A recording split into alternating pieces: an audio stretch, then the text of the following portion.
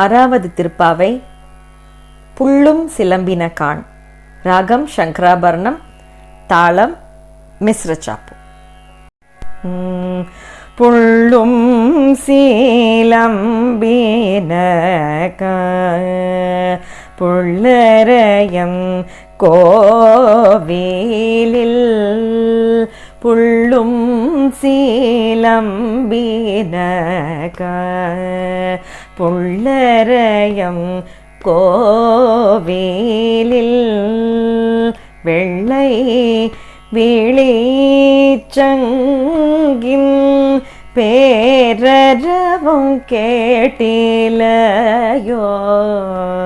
வெள்ளை விழிச்சங்கின் பேரரவும் கேட்டிலையோ. பிள்ளாய் எழுந்தீராய் பேய்முலை நஞ்சுண்டு. பிள்ளாய் எழுந்தீராய் பேய்முலை நஞ்சுண்டு. கள்ள சகடோ கலக்கழிய காலோச்சி வெள்ளத்தரவில் தூயில் அமர்ந்த வேத்தினை. வெள்ளத்தரவில்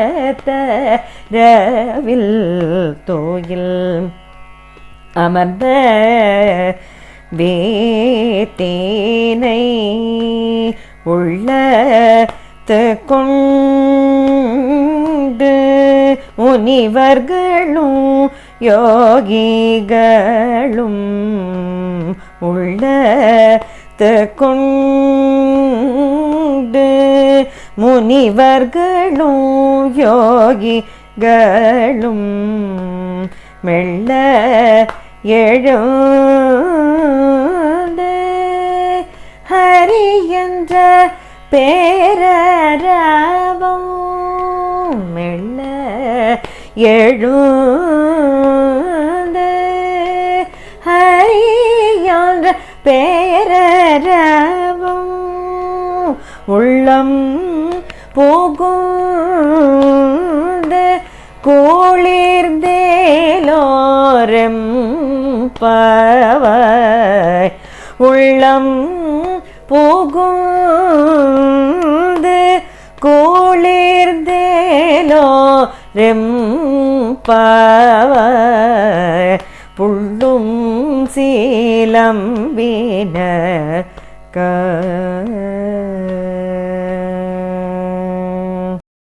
மார்கழி திங்கள் 6ஆம் நாள்.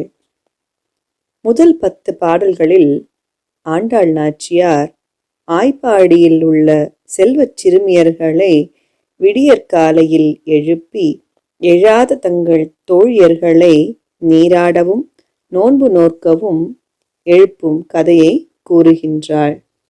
மார்கழி விரதத்திற்காக கூட்டமாக கிளம்பிய பெண்கள் தூக்கத்தில் ஆழ்ந்த தன்னுடைய பிற தோழிமார்களை எழுப்புமாறு இப்பாடல் அமைக்கப்பட்டுள்ளது. அடி பெண்ணே, பறவைகளின் கூச்சல் ஒலி உனக்கு இன்னும் கேட்கவில்லையா என்று கேட்கின்றாள் ஒரு தோழி. மற்றொருத்தியோ, பறவைகளின் அரசனாகிய கருடனை வாகனமாக கொண்ட பெருமாளின் கோவிலில் மக்களை அழைக்க ஊதிடும் வெள்ளை நிறச் சங்கின் பெரிய சப்தம் கூடவா உனக்கு கேட்கவில்லை என்று கேட்கின்றாள். அரக்கியின் வடிவம் கொண்டு தன்னை கொல்ல வந்த பூதகியிடம் பாலை குடிப்பதை போல நடித்து அவளது உயிரை குடித்தவனும், கள்ளனாய் சக்கரத்தின் வடிவில் தோன்றி சகடாசுரன் என்ற பெயர் கொண்ட அசுரனை எட்டி உதைத்து அவனை வீழ்த்திய திருவடிகளை உடைய திருமால் வெண்ணிறமான பார்க்கடலில் பாம்பனையின் மேல் யோக நித்திரையில் அமர்ந்து உலகிற்கெல்லாம் வித்தாக விளங்குகின்றான். அவனை மனதிலே தியானித்து முனிவர்களும் தேவர்களும் யோகிகளும் ஹரி ஹரி என்று அழைக்கும் குரலுமா உன் காதில் விழவில்லை என்று கேட்கின்றாள். மேலும் இறைவனாகிய அந்த கண்ணனை காண விரைந்து எழுந்து வருவாயாக.